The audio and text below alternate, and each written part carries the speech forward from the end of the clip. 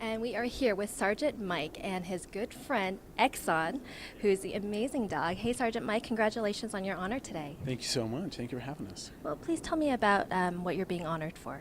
So Xxon is one of the 8 finalists for the Hero Dog Awards that are sponsored by the American Humane Association.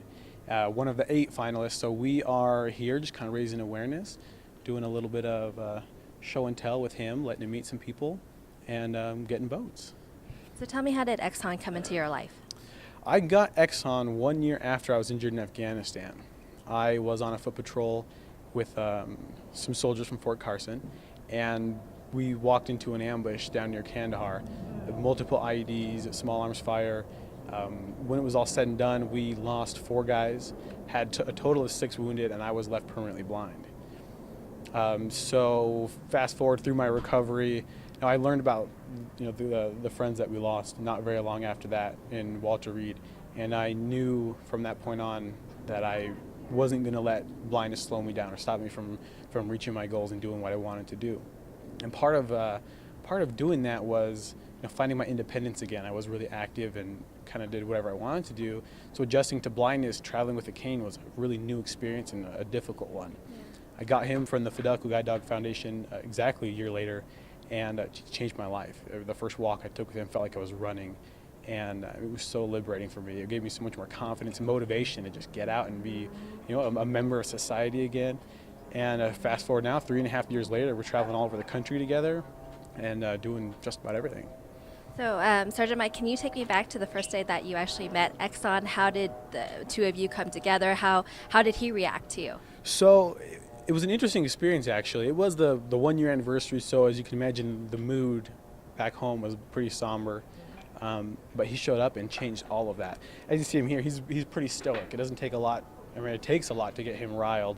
And I remember when we opened that door, he came walking in, and I was expecting a big wagging tail and this excited dog, and he just kind of sat there like, now what do we do? And at first I was like, oh no, he doesn't like me. I was really worried because it was probably 2 weeks before I got him to wag his tail for the first time.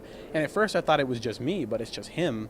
And it's actually been a blessing to have such a stoic animal by my side. He's been phenomenal, not just to me, helping me get my independence back to my family.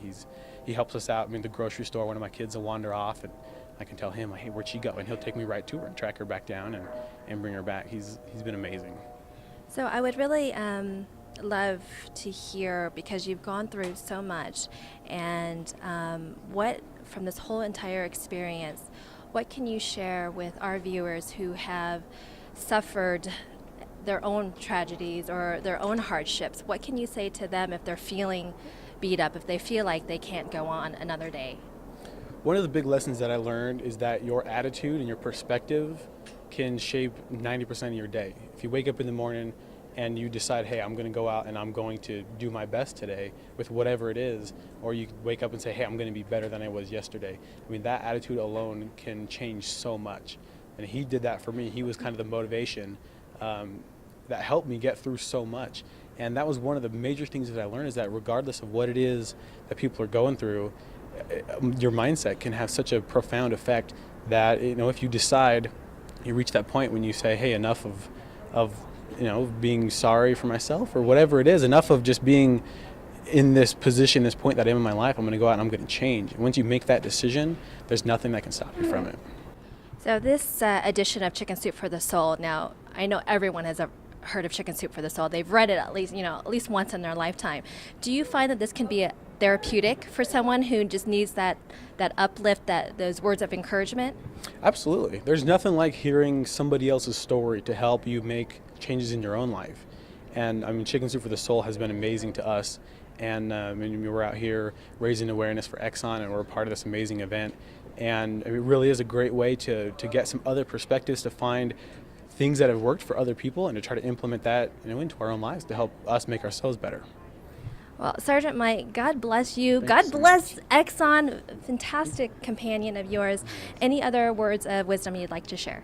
I just want to say that life, I've learned over the last couple of years, is kind of what you make it. And you can decide to be in a rut, I guess. You can decide to just continue on the path that you're on, or you can decide to improve yourself, improve your life. There's nothing that can stop you from that other than what's in your mind. Right on. Thank you. Thank you. Hey, Hey, Xxon. come here. Shake. You shake? Hi. Oh, good. Xxon. Yeah. Say hi. Who's? Hello. Good boy. Thank you so much for your Thank you. service. Thank you. Thank you very much.